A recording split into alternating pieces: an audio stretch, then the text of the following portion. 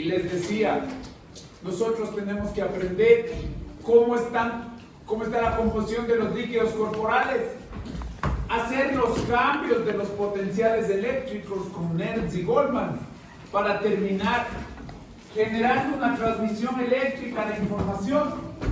Y el primer día de clases les decía, vamos a aprender a mover los músculos y a entender por qué late el corazón.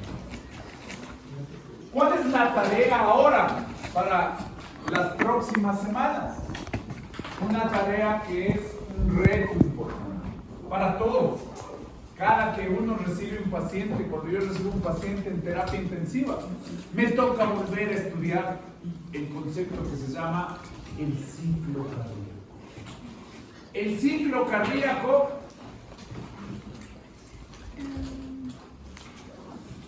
¿puedo? ¿Ya? ¿Sí?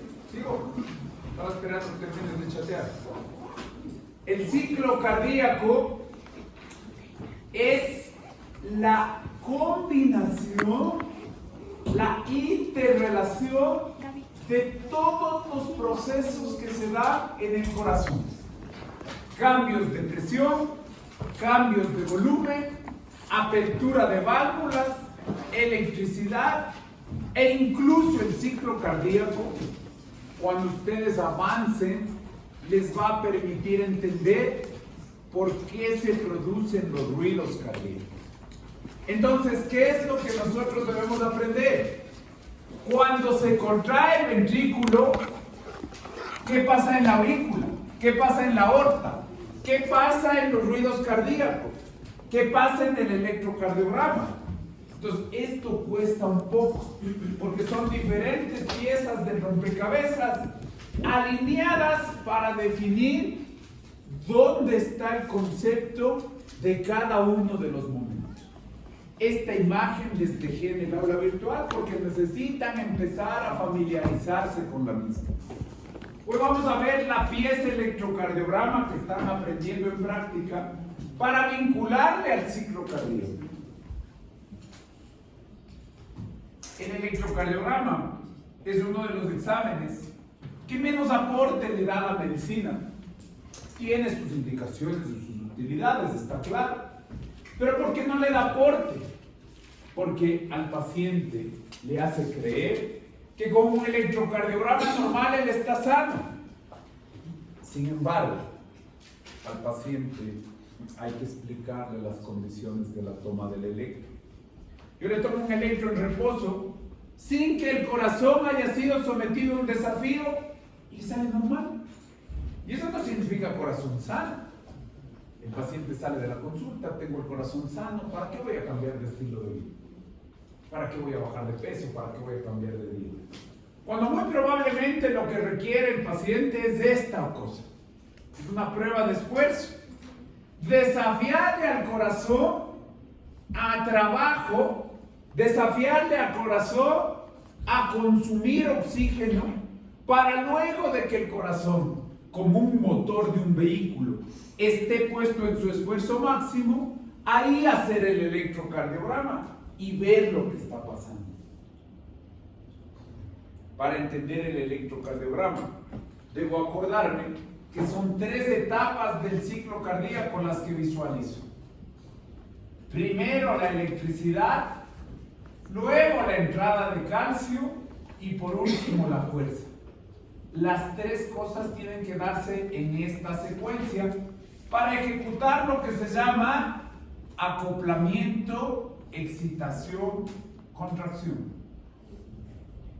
¿Qué es el electrocardiograma?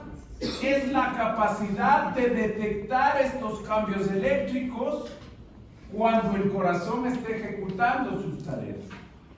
Se toma este transductor que amplifica los potenciales eléctricos y les va a registrar como una aguja en un papel que detecta calor. Les va a detectar en 2 ejes, tiempo de ondas y hacia arriba en vertical, voltaje de las ondas.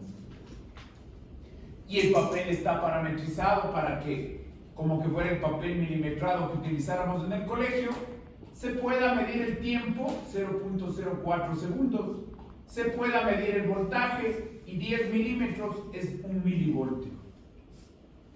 Y así tengo el reflejo del registro del electrocardiograma, que no es otra cosa nada más que ver el potencial de acción. Aquí está la despolarización, aquí está la meseta, aquí está la repolarización.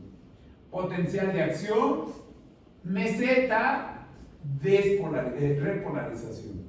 ¿Y cómo se relaciona? Una onda por todos los potenciales de acción de la aurícula, una onda por todos los potenciales de acción del ventrículo, una onda de recuperación por todos los potenciales de repolarización del ventrículo. Aquí, como habíamos comentado, debería aparecer la onda T auricular, pero no aparece porque está enmascarada por todo el complejo QRS. La clave es seguir esta secuencia para reflejar que el corazón está trabajando óptimamente. ¿Qué es trabajar óptimamente? Que el estímulo nazca en el nódulo sinusal, que se retrase en el aurículo ventricular y que se acelere en el haz de His y la rama izquierda y rama derecha. Que primero se despolarice para que primero se contraiga la aurícula y que luego se despolarice para que luego se contraiga el ventrículo.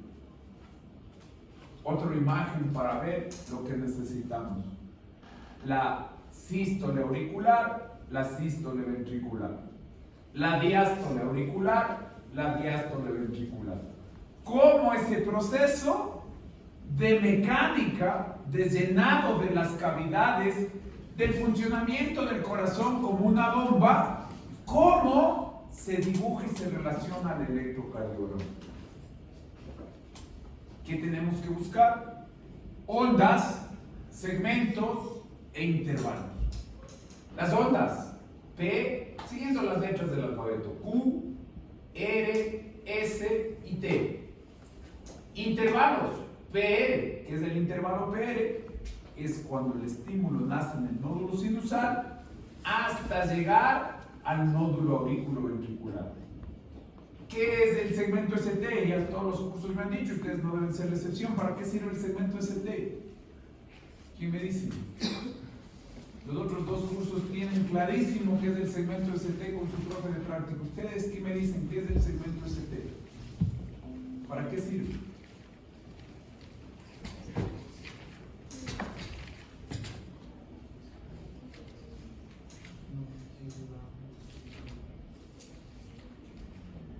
¿Les enseñó el profe de práctica qué es el segmento ST? ¿No? En serio, Jimena, ¿no? No, es que la última vez que lo vimos el electrocardiograma y no vimos a Ok, el segmento ST sirve para determinar si le falta flujo al corazón, ya vamos a ver. Determina el diagnóstico de lesión e isquemia y se asocia a cambios en el infarto. Esta es la onda P, la mitad de la aurícula derecha y la aurícula izquierda que se fusionan para hacer una sola onda. Y esta es la despolarización auricular. Este es el intervalo PR, todo el impulso yendo desde el sinusal al aurículo ventricular. Es la primera despolarización de las aurículas hasta la primera despolarización de los ventrículos. Este es el complejo QRS. Depende de dónde esté el electrodo. Yo voy a tener diferentes patrones. Este es el clásico, ¿no? QRS. Pero hay patrones de pacientes que sin tener enfermedad tienen RS, o una R chiquita y una S chiquita, o solo una onda Q. Depende, en mujeres, del tamaño de la glándula mamaria, la facilidad de la conducción eléctrica. Depende de un paciente obeso o de un paciente delgado, los cambios en la configuración del tamaño de las ondas. QRS es despolarización ventricular. Y la onda T es la recuperación. ¿La repolarización de qué depende? ¿Qué canales tienen que abrirse y cerrarse? ¿Qué pasa en la repolarización?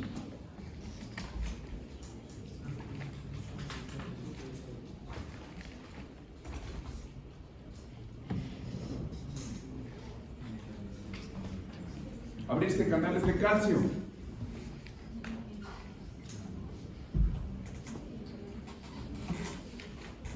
Tiene que ¿qué? Meter potasio. Se abren los canales de sodio. Salida de potasio. Defina. Tengo 4 respuestas diferentes sobre un mismo concepto. Defina. ¿Cuál de los 4 tiene la razón? Uno tiene la razón. ¿Cuál de los 4 tiene la razón? Los canales de calcio. Siga. ¿Cuál de los 4 tiene la razón? ¿Cuál de los 4 tiene la razón? Hillary tiene la razón. La repolarización es salida de potasio. Entonces, al salir el potasio se recupera la célula el potencial de membrana negativo y eso mejora y le deja listo para que el canal de sodio vuelva a reiniciar un ciclo. El intervalo QT refleja la primera despolarización del ventrículo hasta la última repolarización ventricular. Así como el PR es las aurículas, el intervalo QT es toda la despolarización ventricular. El ST sirve para relacionarle a la meseta. El ST le ve a la meseta. El ST está relacionado con los canales de calcio. Fíjense lo que es el electrocardiograma. Nosotros les estamos dando, entiendo que el profe de práctica les está dando lo más básico porque son muchos más componentes. Fíjense cómo hay una onda U que no es fisiológica, por lo tanto no se la menciona mucho. Por cultura general, les presento la utilidad del electrocardiograma. No quiero que se lleven una imagen de que es inútil. Es inútil. Aquí el electrocardiograma en una persona con dolor torácico, el segmento ST cambia y te da isquemia, la parte de aquí, lesión, la parte de acá, y necrosis, que ya se eleva el segmento ST y luego termina con ondas Q. Hay 2 tipos de infarto, el que se eleve el ST y el que se deprime el ST. Solo cultura general. Ok, hasta ahí la prueba siguiente.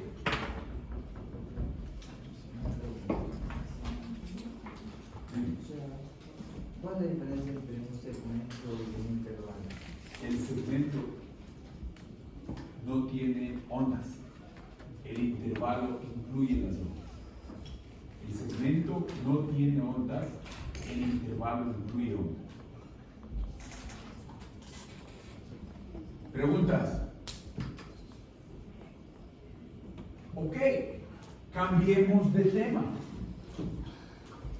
Este tema no debería ser muy complicado porque tiene el fenómeno común de compartir características la contracción del músculo esquelético con la contracción del músculo cardíaco.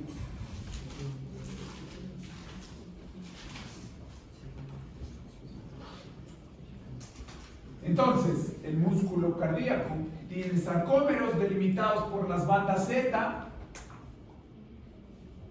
incluidos en todos los componentes celulares, núcleos, tiene el proceso de los filamentos gruesos de miosina, son esos palitos que parecen bastones de golf, que tienen 2 cabezas, una para la actividad de la miosina tepeasa y otra para incluirse en el puesto de la actina, y el otro, el filamento delgado, la actina, troponina, tropomiosina y troponina, para hacer el filamento donde la cabeza de la miosina tiene que interactuar.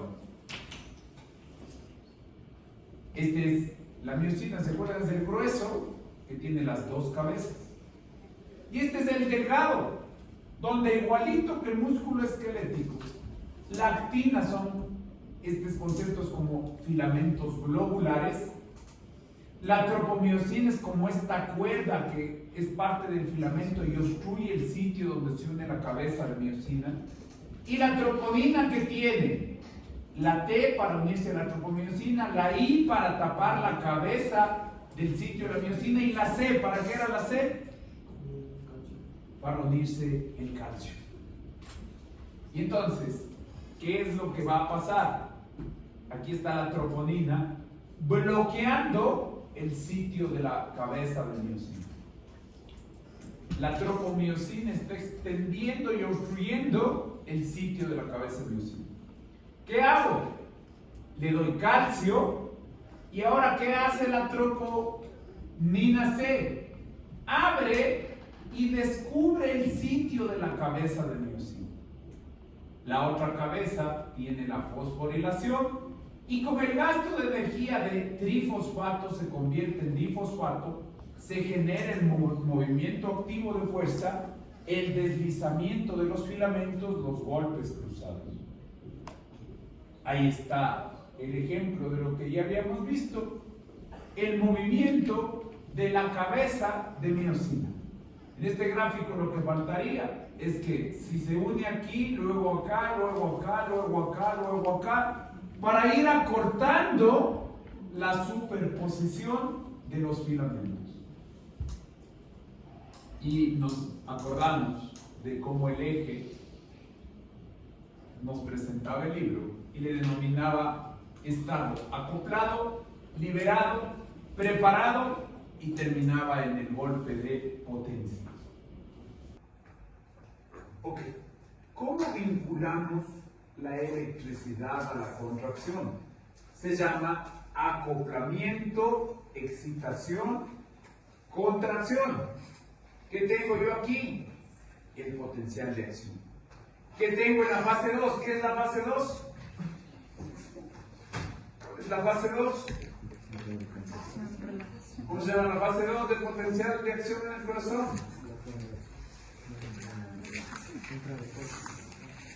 ¿Cómo se llama la fase 2? La capacidad. ¿Cómo se llama la fase 2? Se abren los canales de calcio. ¿Qué nombre tiene la fase 2? Esto es la descomposición. Meseta.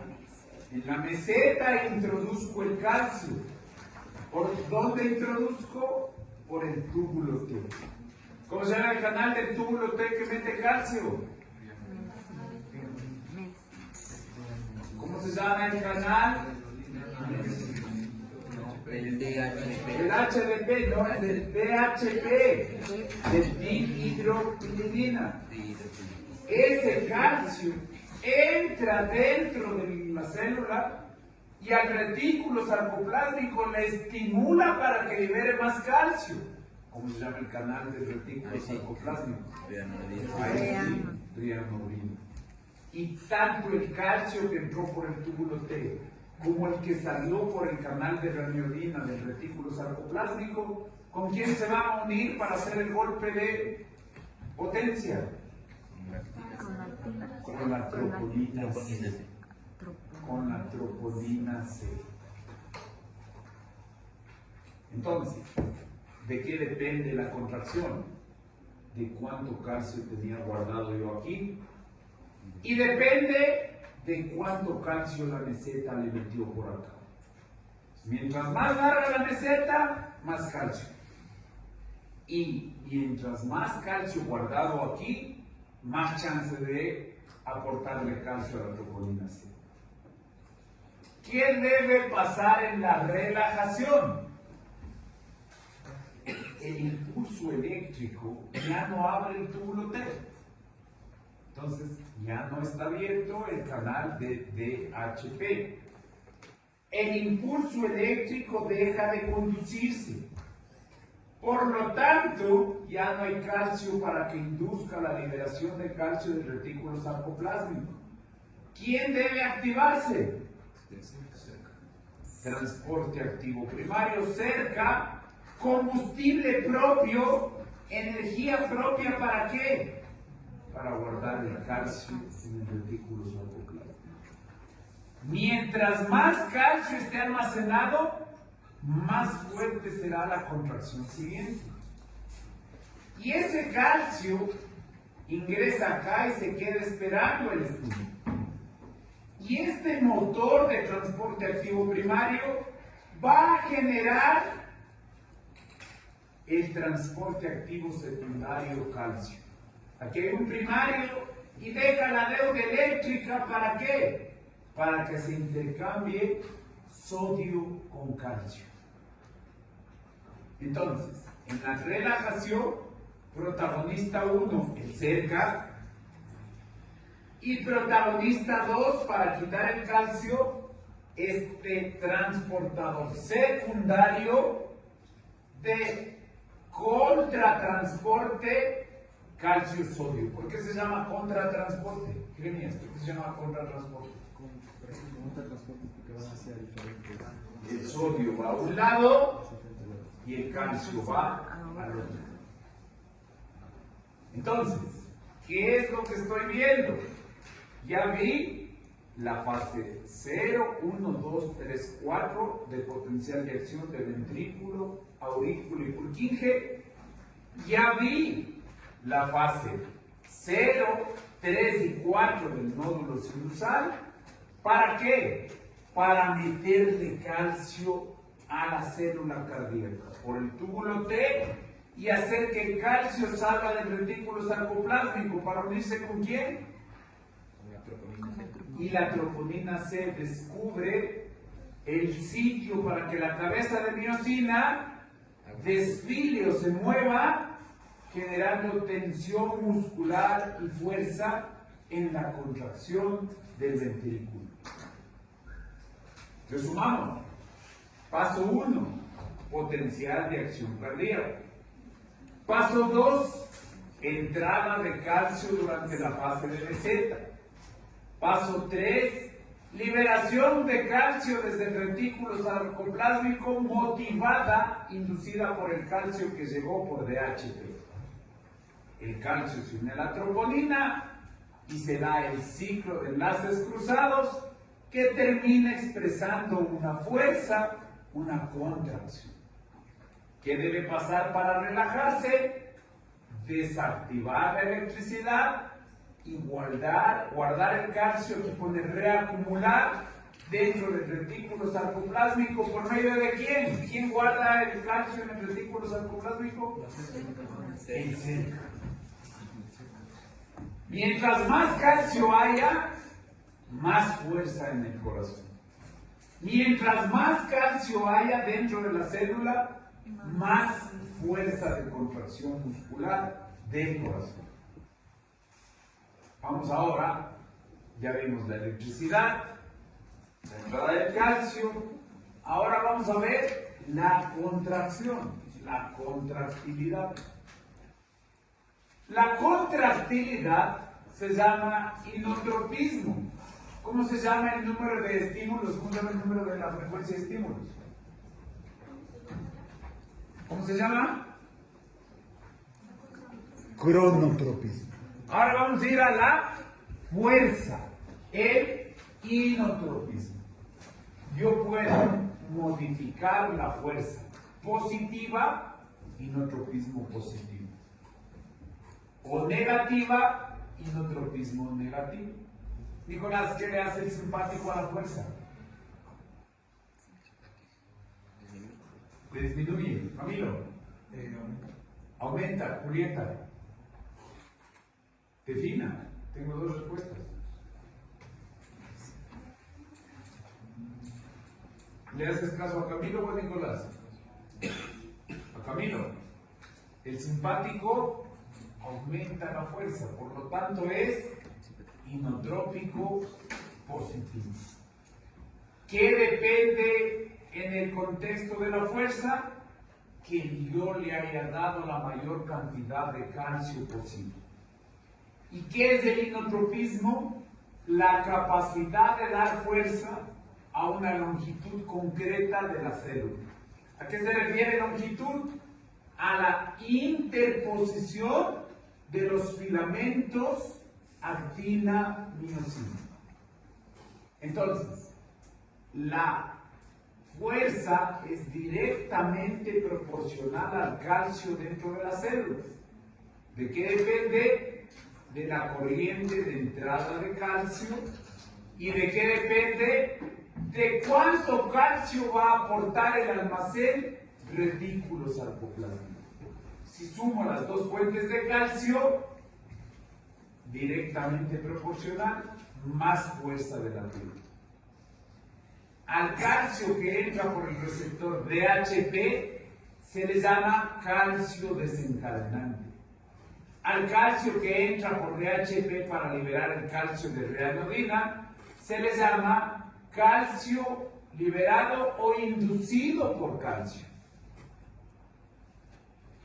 Vimos los efectos del sistema nervioso autónomo sobre la contractilidad. Entonces, Camila, ¿qué le hace el simpático a la fuerza?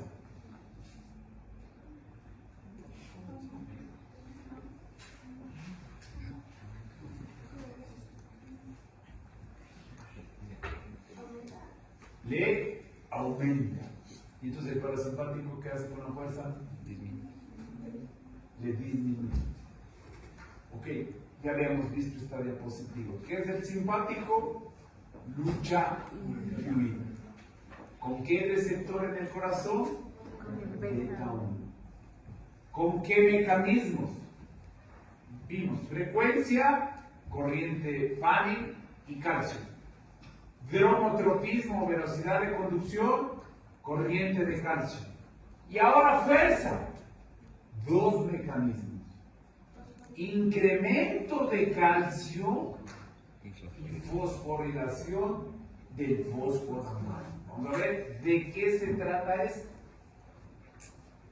Aquí está el receptor beta 1. Se estimula, proteína GS pasa de estar unido al GDP a unirse al GTP. El GTP con la subunidad alfa S va al efector adenilciclasa y estimula el AMP cíclico. El AMP cíclico en el ventrículo va a tener que facilitar la entrada de calcio para aumentar la tensión y para aumentar las veces que se desarrolla la tensión, es decir, el ritmo de tensión. Y el tercer componente del simpático es relajarle más rápido. ¿Para qué le relajo más rápido? Para que la contracción sea más corta, llenándole de más sangre al ventrículo.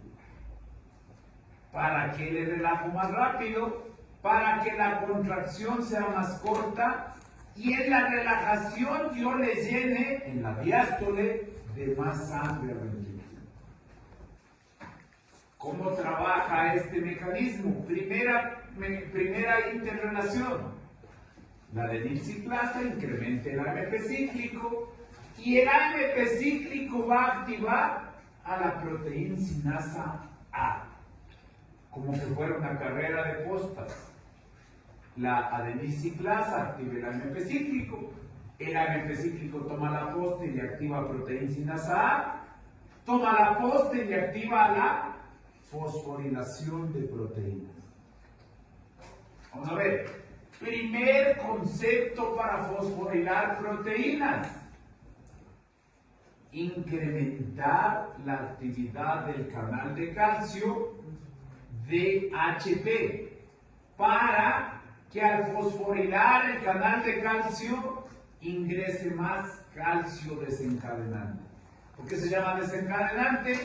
Porque es el que va a estimular la liberación del retículo sarcoplásmico y su almacén de calcio.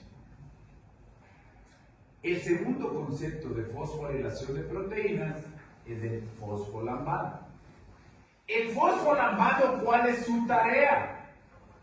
Tenerle apagada al retículo sarcoplásmico al cerca. ¿Cuál es la tarea del fosfolambano? Inhibir el cerca. ¿Cuál es la tarea en la fosforilación de proteínas? Desactivar al fosfolambano con fosforilación para estimular el cerca. ¿Y eso para qué me va a servir? Para que en la siguiente contracción todo el calcio de este ser que estimulado pase a contribuir con el calcio que va a llegar a la troponina. Ojo con este detalle.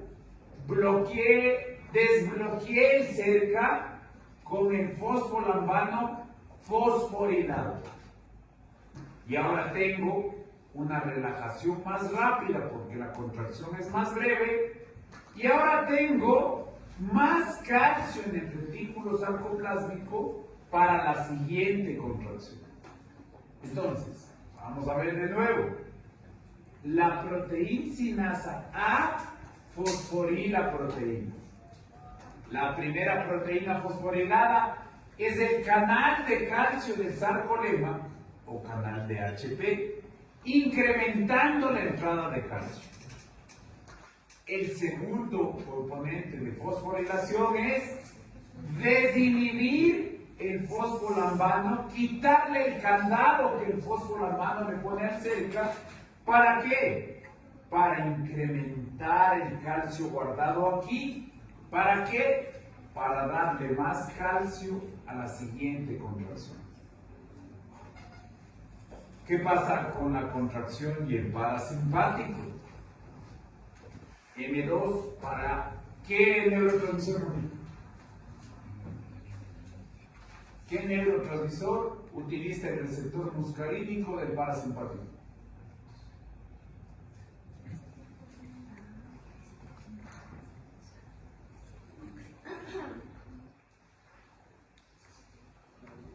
Acetilcolina. ¿Qué hace la acetilcolina en el M2? Corriente Fanny disminuida, incremento de permeabilidad al potasio, hiperpolarización, disminución de la entrada al calcio, nos permite acortar el umbral, acortar la meseta. ¿Y qué hago con todos estos? Frenar la activación del corazón en su fuerza. Pero detalle clave, solo intervengo en auricular. Al receptor M2 del corazón que tiene proteína GI. Tiene proteína GI. David, ¿dónde estás? ¿Qué significa GI? El M2 del corazón tiene mecanismo de acción celular GI.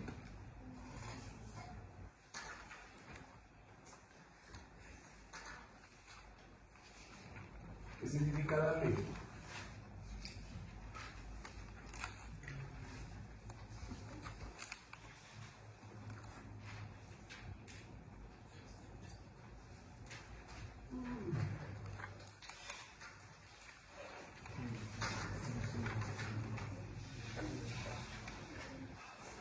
Chile, ¿qué significa GI?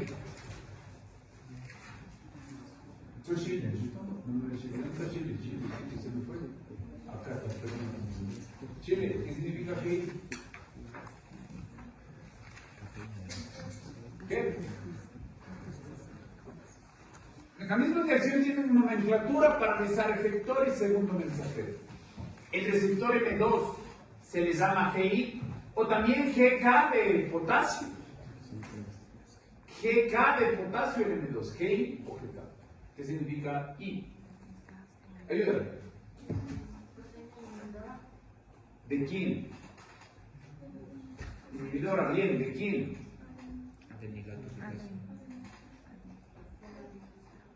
¿Y con qué segundo mensajero está inhibido?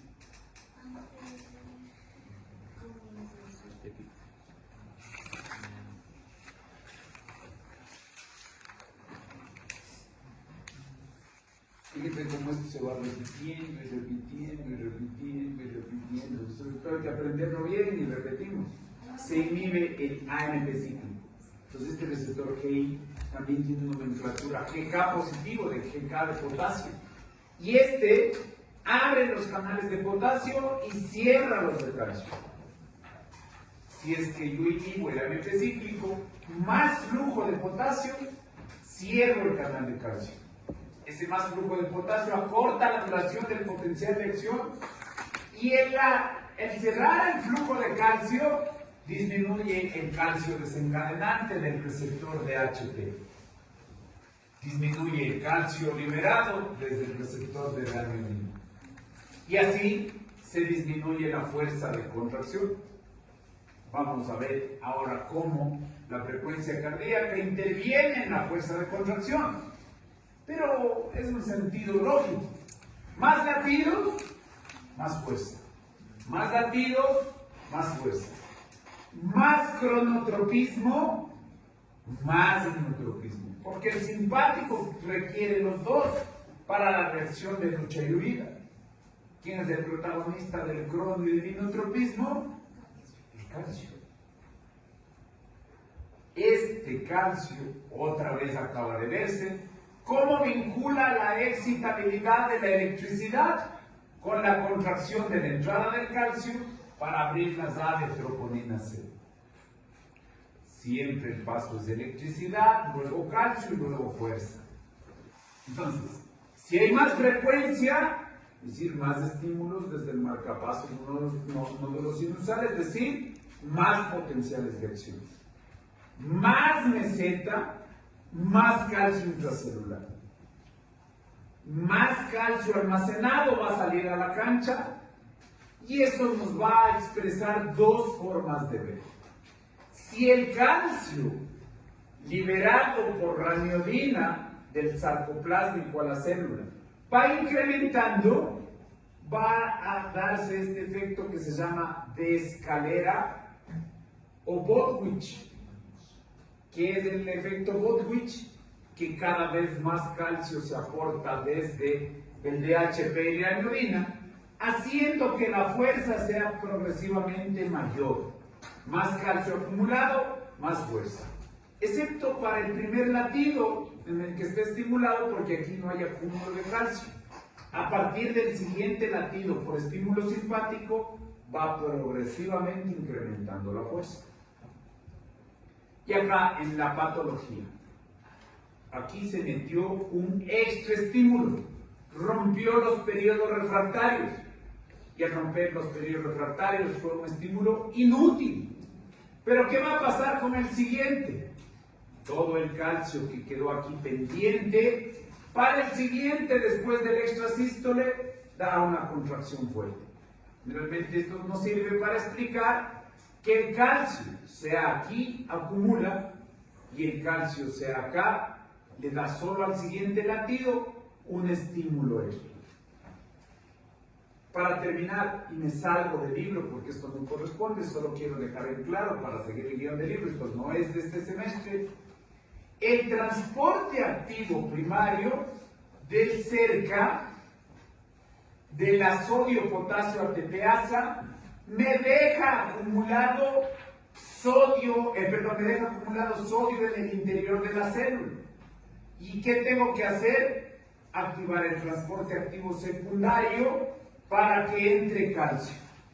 Este efecto de apagar el transporte activo primario, sodio, potasio, ATPasa, se consigue con una familia de fármacos que se llaman glucósidos cardíacos o digitálicos.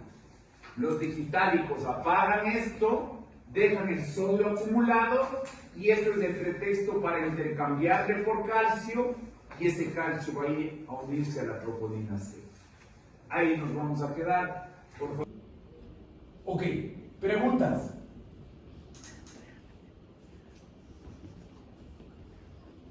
Vamos con el siguiente tema, muy parecido a lo del músculo esquelético, la longitud y la fuerza. Si nos acordamos, hay un valor de acoplamiento, de superposición de los filamentos que va a dar la fuerza perfecta. ¿La fuerza de qué depende en el músculo? De dos cosas: la tensión máxima o fuerza activa y la longitud del músculo en reposo o tensión pasiva. La tensión máxima y la longitud en reposo están vinculadas a la superposición de las cabezas de miocina en actina. Mientras más se montan uno sobre otro, mientras más se solapan, más fuerza va a haber. ¿Y de qué dependo de que haya fuerza? De que haya calcio. ¿Para qué? Para que se una con la troponina C y me desnude más sitios para que la miosina encaje. Y mientras más sitios, más fuerza voy a tener. Resumiendo, la fuerza depende de cuánto calcio hay para que descubra la troponina C, de cuántos sitios descubrió la troponina C, destapó la troponina C, para terminar en cuántos sitios pudo encajarse la cabeza de miosina. Y decíamos, en el músculo esquelético, que la longitud ideal, que es igual para el músculo cardíaco, es entre B y C, es decir, 2.2. 2.2 es el solapamiento máximo ideal. En A hay solapamiento, pero no es perfecto, y en D ya se estiró tanto el músculo que ya no se encuentran los filamentos. Entonces, un factor clave para la fuerza es la longitud. Si aumenta la longitud, quiere decir que debemos contraerle. Por lo tanto, la troponina C pide más calcio. Si aumenta la longitud, debemos contraerle. Por lo tanto, el retículo sarcoplásmico libera más calcio. Mientras más separado está, más calcio debemos meter. La tensión pasiva es igual que el músculo esquelético, como una liga. Yo te estiro y como que fuera catapulta, regresa la fuerza y esto es lo que va a hacer que se contraiga el ventrículo. Y entonces, si mezclo la presión o fuerza con el volumen, tengo la sístole, es el trabajo máximo del ventrículo. Pasará a denominarse tensión activa y está determinada por cuánto la miosina y la actina generaron de fuerza en los puentes cruzados. Mientras que la diástole, igualito que el músculo esquelético, se denomina tensión pasiva. ¿De qué depende? De la longitud, como que fuera una resortera, de cuánto yo le distiendo el ventrículo para que se acorte y genere fuerza. Si sumo la tensión activa y la tensión pasiva, tengo la fuerza total del corazón, tal como está en este gráfico. Concluyendo, el momento ideal de la superposición está en el momento efectivo del 2.2, es decir, aquí. ¿Qué tengo además? En esta relación longitud, mientras más se separe, la fuerza cae, porque ya no hay interacción miosina-actina. ¿Y entonces de dónde saco la fuerza si se separa? De la liga, del elástico, de la catapulta, de la elasticidad para volver al puesto del ventrículo. Sumo la tensión activa con la tensión pasiva y tengo la fuerza total. Pero esto necesitamos ponerle nombre. La tensión pasiva se llama, en el llenado ventricular, se llama precarga. Es decir, la sangre que le llena al ventrículo, la sangre que le distiende al ventrículo. Y la fuerza que tiene que vencer el ventrículo izquierdo hacia adelante se llama poscarga. ¿De qué depende la poscarga? De miosina y actina. Entonces, la precarga es la elasticidad de la fibra y la poscarga, miosina y actina, generando la fuerza para abrir la compuerta aórtica. Estos términos tienen que estar claros, porque a partir de ahora les vamos a llamar ya no tensión activa ni tensión pasiva, sino precarga y poscarga. Repito, la precarga es la tensión pasiva, es decir, la liga, cuánto le distiendo, y la poscarga es la tensión activa, es decir, los golpes cruzados de miosina y actina. Es decir, dependo de calcio y de fósforo para yo generar la energía activa y abrir la compuerta aórtica. Eso es ahora la poscarga. Ok, preguntas.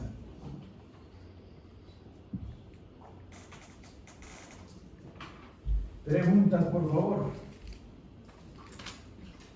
Como vieron, los términos son igualitos y se repiten los términos que vimos en el músculo esquelético.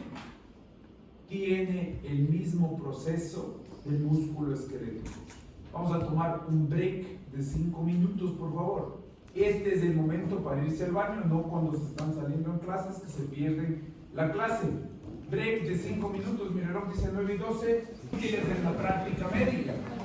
Ya vemos la electricidad, la entrada de calcio, ya sabemos la fuerza del corazón. ¿Qué nos toca ahora aprender? La salida de sangre del corazón. ¿Cómo se evalúa y cuál es su relación con el gasto cardíaco?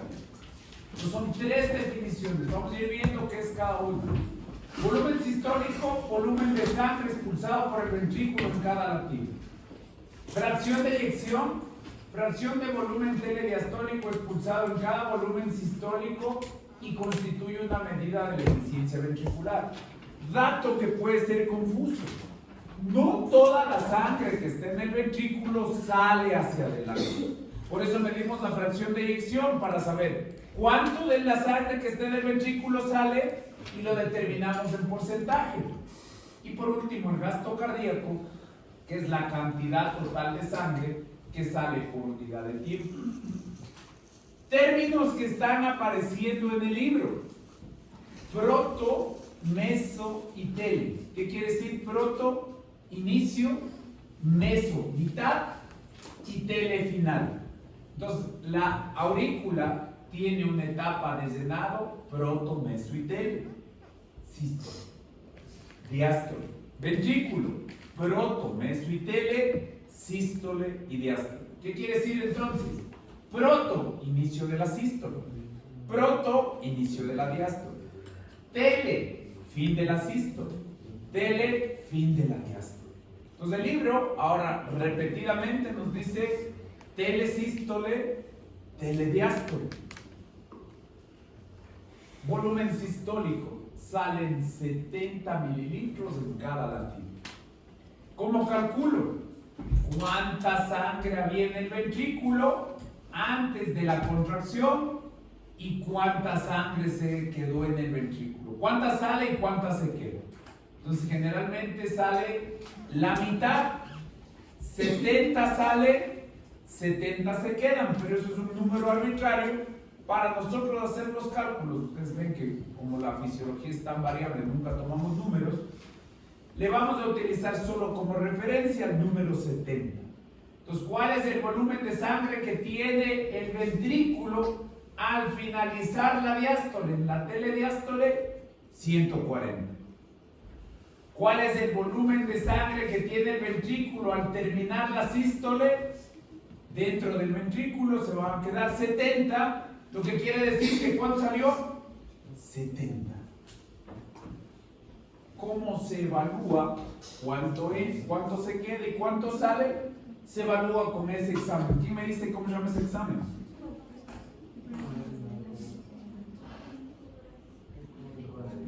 Es un eco del corazón. El eco del corazón evalúa su estructura anatómica, mira cómo se abren y cierran las válvulas y nos determina los flujos de salida del corazón. Entonces, por los colores con el efecto Doppler se mide cuánta sangre sale del corazón, cuánta sangre se queda. Y entonces, del total de sangre que hay en el ventrículo, yo voy a dar un porcentaje de lo que sale y eso se llama la fracción de eyección. Generalmente la fracción de eyección normal está entre 50 a 60. Le vamos a poner como promedio 55. 55% de sangre es lo que sale, dividido el volumen que salió para el volumen que estaba al final de la diástole. Por último, yo tengo que evaluar cuánta sangre es expulsada cada latido por el ventrículo izquierdo, que es la circulación sistémica. Y para eso determino el gasto cardíaco. ¿Qué es el gasto cardíaco?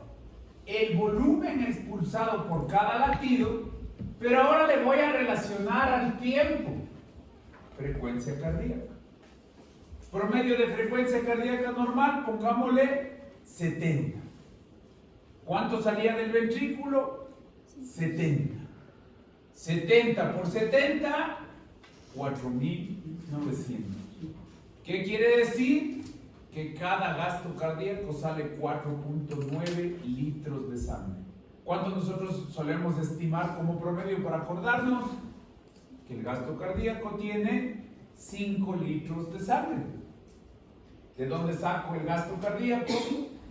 Volumen de salida 70 y la frecuencia cardíaca 70. Como promedio, hagamos los cálculos y traslademos al ejemplo para que los números se vean mejor. Un hombre tiene un volumen telediastólico al final de la diástole de 140. Un volumen telesistólico dentro del ventrículo de 70 y una frecuencia de 75. Calcule volumen sistólico, gasto cardíaco y fracción de eyección. Estos cálculos son muy básicos y muy importantes. ¿Qué es el volumen sistólico? Volumen expulsado por cada latido. Diferencia en el volumen del ventrículo antes y después que se contraiga. Y el gasto cardíaco es el volumen sistólico multiplicado por la frecuencia cardíaca. La fracción de eyección es la eficiencia del ventrículo para expulsar sangre y el volumen sistólico dividido por el volumen telediastólico. Vamos a números. Volumen sistólico. El telediastólico nos dice 140 al final de la diástole. Y el telesistólico al final de la sístole es 70. ¿Cuánto es el volumen sistólico? 140 menos 70, 70. ¿Cuánto es el gasto cardíaco? Volumen sistólico por frecuencia cardíaca. 70 por 75, en este varón tenemos 5.250 de mililitros minuto. Es decir, 5 litros, que es la nanopenia que hemos utilizado. ¿Y cuál es la fracción de eyección? 70 mililitros de volumen sistólico dividido para el volumen telediastólico 140 nos da 0.5. Le transformo a porcentaje 50%. Esto es muy útil cuando estoy evaluando cómo trabaja el corazón. Y ahora viene un concepto importante y clave de la fisiología. Se llama la relación de Frank-Starling. Es los experimentos en animales de Otto Frank, que le continuaron con los experimentos de Ernest Starling. Sumaron sus conceptos y llegaron a un principio. ¿Cuál es el principio? El volumen de sangre expulsado por el ventrículo depende de cuánto volumen le llegó al final de la diástole. Lo que entra genera lo que tiene que salir. Si llega 70 más los 70 que tenía, tengo 140. ¿Cuánto saco? 70. Te meto 70, saco 70. Te meto 70, saco 70. ¿Qué va a pasar en el ejercicio? Te meto 100. ¿Cuánto tienen que sacar? La misma cantidad. 100. Frank Starling dice que lo que te llegó es lo que debe salir. Entonces, ¿cómo funciona esto?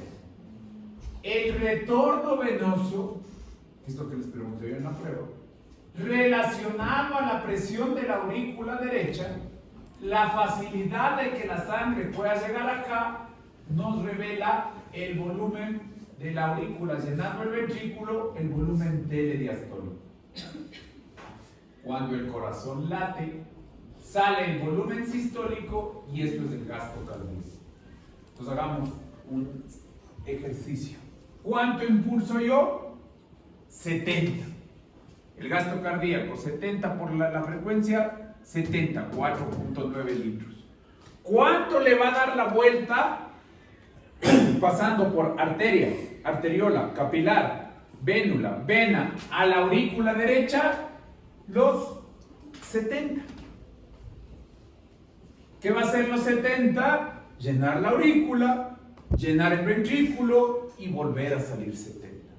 La regla de Frank Starling es: lo que saqué es lo que me llega, o al revés, lo que me llega es lo que expulso. El gasto cardíaco es igual al retorno venoso. Ese es el resumen de la regla de Frank Starling. Dice: la relación de Frank Starling gobierna la función ventricular normal y asegura que el volumen que expulsa el corazón en la sístole es igual al volumen que recibe en el retorno venoso. Aquí está relacionado gasto cardíaco con la presión de la aurícula derecha, el volumen final de la diástole. Si va subiendo el volumen final de la diástole, ¿qué le pasa al gasto cardíaco? Sube. Más volumen de retorno venoso, más gasto cardíaco. Entonces, ¿de qué depende el gasto cardíaco? De cuánto volumen sacó y cuánto volumen le regresó. Y yo modifico el gasto cardíaco ¿cómo? Inotrópico positivo, simpático. Inotrópico negativo, parasimpático. Y así respondo al ejercicio, lucha y huida, y así respondo al reposo, reposo y digestión. Vamos a ver un componente importante del ciclo cardíaco. Se llama las curvas de presión-volumen. Vamos a partir de la relación presión en el vertical y volumen en el horizontal. Voy a partir del momento 1, quiere decir al final de la diástole. Entonces, en el momento 1, ¿cuánta sangre hay en el corazón? En la telediástole, 140. La primera etapa se llama contracción isovolumétrica, va del punto 1 al punto 2. La segunda etapa se llama eyección ventricular, va del punto 2 al punto 3. La tercera etapa se llama relajación isovolumétrica, va del punto 3 al punto 4. Y la cuarta etapa es el llenado ventricular, del punto 4 al 1. Pistas para los nombres. ISO, ¿qué significa? Igual. Entonces, la 1 a 2, contracción en el mismo volumen. Y la 3 a 4, relajación en el mismo volumen. ¿Qué cambia en 1 y 2? El vertical, la presión en el 140. ¿Qué cambia en el 3 a 4? Baja la presión en 70 de volumen. Preguntas hasta aquí para ir fase por fase. ¿Qué relaciono? Volumen 70, 140, 70, 140, 70, 140. ¿Qué relaciono? Subida de presión, sístole. ¿Qué relaciono? Bajada de presión, diástole. Vamos etapa por etapa. La primera, del 1 al 2. La sangre, para llegar al momento 1, se ha vaciado la aurícula izquierda en el ventrículo izquierdo. Del momento al 1 al 2, mantengo el mismo volumen, pero ¿qué estoy haciendo? Incrementando la presión. Las válvulas están cerradas, el ventrículo está recibiendo electricidad para contraerse. La presión parte de un valor bajo y va a incrementar. ¿Y cuál es el mismo volumen? Entre 1 y 2 se queda en 140. Sigo. Del 2 al 3. ¿A qué presiones está llegando? A 120. ¿Qué es presión de 120? la presión que le permite al ventrículo abrir la válvula aórtica. Abre la válvula aórtica y ahora pasa a llenar la arteria aorta. ¿Qué va a pasar con la presión? Como ya se está desfogando, empieza a caer la presión. ¿Qué tengo aquí? Del 2 al 3, bajé de 140 a 70. ¿Qué acabo de descubrir? Que el volumen sistólico fue 70. El ventrículo no se vacía. ¿Cuánto le quedó al ventrículo? En su interior, 70. ¿Cómo determino el volumen sistólico? Desde el punto 2 al 3. El ancho de la fase de eyección ventricular me da el volumen sistólico. La presión permite abrir la válvula, la sangre llena la aorta, tengo la contracción del ventrículo y saco 70, dejando ¿cuánto dentro del ventrículo? 70. Siguiente fase. El volumen constante en el ventrículo es 70. Por eso es isovolumétrico, no cambia. Del 3 al 4, ¿qué cae? La presión. El ventrículo, ¿por qué cae la presión? Porque se está relajando. Está volviendo a la normalidad la fibra muscular. Y cuando se está relajando, ¿qué le está haciendo la aurícula? Llenándole de sangre. Concluye la sístole y el ventrículo se relaja, la presión baja de 120, las válvulas están cerradas y dejo 70 dentro del ventrículo. Para terminar, la presión es menor que la de la aurícula izquierda. Por lo tanto, la aurícula izquierda, por gradiente, puede llenar el ventrículo izquierdo. Y la presión de la aurícula izquierda es suficiente para abrir la válvula mitral. El ventrículo al principio, como un recipiente, se llena de manera pasiva y luego hay fuerza en el ventrículo para ir armando la fase 2. La aurícula se termina de vaciar y ahora de 70, al llenarle la sangre, ahora tiene de nuevo 140. El ventrículo se distiende y recibe la sangre de la aurícula y ahora se volvió a llenar para reiniciar el ciclo cardíaco. Hoy comenzaba la clase y les decía que el ciclo cardíaco es relacionar presiones, volúmenes, válvulas, y ahí está el ciclo cardíaco en su componente volumen, presión. Y miren cómo para poder trabajar les mete a las válvulas. Yo puedo cambiar en 3 escenarios de este ciclo. Primero, la ley de Frank-Starling: cuanto mayor volumen distiende el ventrículo, mayor es la fuerza de salida. En este escenario estoy aumentando la precarga o llenado. Estoy aumentando el retorno venoso. ¿Qué pasa si le lleno más al ventrículo? Como una catapulta, al estirarle más, ¿qué va a pasar si le alejo más a la resortera? Cuando le suelte, ¿qué va a pasar? Mientras más lejos, más fuerza. Entonces, al llenarle más y extenderle al ventrículo, yo voy a aumentar la fuerza. En vez de llenarte 140, te lleno 150. ¿Y ahora qué necesita? Alguien me debe dar la fuerza para sacar esta extra sangre. ¿Y de dónde viene la fuerza? De la elasticidad del ventrículo. Siguiente escenario. ¿Qué pasa si ahora tengo trabajo hacia adelante? La poscarga. ¿Quién determinaba la poscarga? ¿Quién es la poscarga del trabajo hacia adelante? ¿La qué? ¿Quién es la tensión activa? ¿Para qué es la tensión activa? ¿Qué trabajo es el de la tensión activa? ¿Qué debe hacer la tensión activa? Con los golpes activos. ¿Para qué hago eso? ¿Cuál es la tarea del ventrículo? ¿Cuál es el trabajo del ventrículo izquierdo? ¿Cuál es la poscarga? ¿Cuál es el trabajo hacia adelante? Ese es el concepto para lograr activar la fuerza. La tensión activa, los golpes cruzados de miosina y actina. ¿Pero para qué?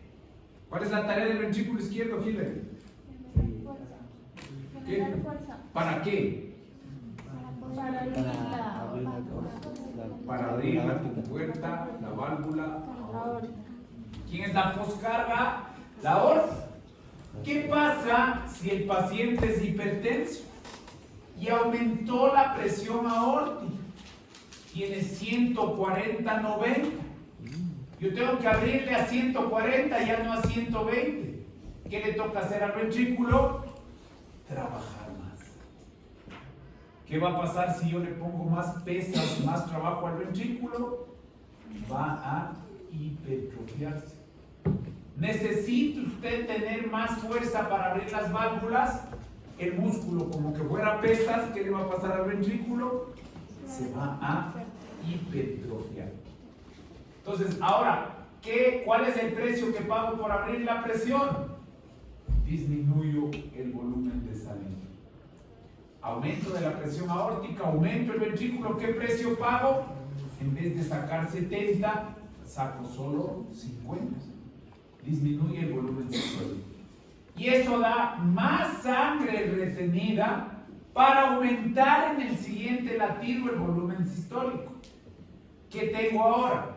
Más trabajo, estoy gastando más energía. Si gasto más fuerza en la contracción isovolumétrica para igualar la poscarga, quedo con menos fuerza para sacar la sangre. Fue la fuerza utilizada para abrir, ya no tengo la fuerza suficiente para sacar, por lo tanto se acorta y no llega hasta el punto 3. Ya no saca 70, sino solo saca 50. Y el último, vamos a hacerle inotrópico positivo. No hay problema con la presión, pero le vamos a estimular para que haya más fuerza. Entonces le vamos a dar más calcio al ventrículo para incrementar la presión. Y ahora en la fisiología, en el ejercicio, al incrementar la presión, ya no saco 70, saco 90. Y si saco 90 en el llenado, ¿qué estoy haciendo con la catapulta? Al no darte 70, sino 90, te estiro más. Y al estirar más, ¿qué voy a hacer? El empuje para sacar los 90. Ok, ¿cómo funciona la ley de Frank-Starling? Vamos a tomar este experimento que nos pone. El latido 1 es normal. Volumen normal de salida, 70. El latido 2 le vamos a dividir en 3 partes, didácticamente. Se disminuye la contractilidad en el 2A. El 2B queda sangre atrapada en el ventrículo. El 2C, esa sangre impide que la aurícula derecha se vacíe bien, le sube la presión. ¿Qué debe pasar en el latido 3? Volvamos al ejercicio. El latido normal saca 80 en este ejemplo. El latido patológico saca solo 60. Me dejó 20 acumulado. ¿Para qué me sirve ese 20? Para Frank-Starling. ¿Qué hace ese 20? Dilata el residuo, el ventrículo, porque yo le llené con 70 y ahora tengo más catapulta para expulsar la sangre. Y esa catapulta no me permite llegar al volumen normal, pero es mejor el latido 3 que el latido 2. Resumiendo, si dejo acumulada sangre dentro del ventrículo, me sirve a mí para intentar corregir con la fuerza de distensión, con la fuerza de dilatación, para mientras más te dilate, en la revancha, en el contragolpe, más fuerza tengas para generar la salida. Vamos terminando. El fisiólogo tiene que convertir lo que estamos hablando a números. Tiene que convertir el proceso al trabajo cardíaco. El trabajo cardíaco tiene cálculos de fuerzas físicas. El trabajo cardíaco tiene experimentos que miden su tarea. Para eso utilizamos y nos acordamos del colegio. Trabajo es igual a fuerza por distancia. Entonces yo voy a convertirle al corazón en cálculos de trabajo. Fuerza por distancia. Igual que levantar pesas, vamos a ver la fuerza del corazón. ¿Cuál es el trabajo? La distancia es el volumen sistólico y la fuerza es la presión de la aorta. Para calcular el trabajo del corazón se multiplica volumen sistólico por presión aórtica.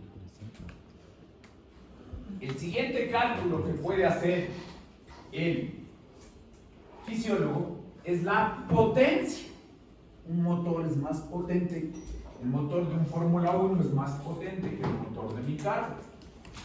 ¿Qué relaciona la potencia? El trabajo, fuerza por distancia, por tiempo. Y nosotros le vamos a relacionar al corazón trabajo, tiempo por minuto en el corazón. Eso significa potencia, gasto cardíaco por presión aórtica. El trabajo del gasto cardíaco se llama trabajo por volumen y el trabajo de la presión aórtica se llama trabajo por presión. El trabajo por volumen se denomina trabajo externo y el trabajo por presión se denomina trabajo interno. ¿Cuál es el que más energía se lleva en esta tarea? El trabajo interno. Es el que más energía se lleva del corazón. ¿De qué trabajo estamos hablando? De la gasolina que yo le puedo dar a la célula para el ciclo de Krebs. El trabajo de la mitocondria depende de cuánto oxígeno yo le pueda dar. Mientras más oxígeno, más gasolina, más trabajo. Pero ¿qué va a pasar si no soy capaz de darte el suficiente oxígeno? El paciente se va a infartar. ¿Qué es el infarto? La incapacidad de darte el oxígeno suficiente para poder ejecutar a través de la mitocondria el trabajo del corazón. Entonces, pongamos un ejemplo para aumentar trabajo. Le vamos a cerrar a la válvula aórtica. Dice, mucho trabajo. Fisiología. Vamos a incrementar el gasto cardíaco por ejercicio. Trabajo. Puede subir el trabajo hasta 50% más de lo normal. El trabajo del corazón es abrir la válvula aórtica. El trabajo se lleva el ventrículo izquierdo. El trabajo del ventrículo derecho es menor porque para abrir la arteria pulmonar se necesita solo 15 milímetros. Por lo tanto, cuando yo le hago un eco al corazón, la pared del ventrículo izquierdo es mucho más gruesa que la del ventrículo derecho. Y esta deformación se explica por la ley de Laplace. Si el ventrículo lo relacionamos a una esfera, esa esfera es más gruesa en su pared. ¿Qué le va a pasar en la enfermedad al hipertenso? Va a deformar y engrosar tanto la pared que ya no puede llenarse en la diástole. Y hasta ahí nos vamos a quedar. Nos vemos el próximo martes para la prueba de electrofisiología. Ahorita estamos en trabajo cardíaco. Mi sugerencia, por favor, estudie. Aproveche para repasar el libro, los conceptos previos. Tiene una vacación el día del viernes, no vamos a tener clases. Por favor, el estudiante de medicina, ¿qué le toca hacer? Igualarse cuando hay feriado, farrear la menor cantidad de tiempo posible y aprovechar el feriado para recargarse y tomar energía. Espero que puedan igualarse los conceptos que parece que se están aprendiendo.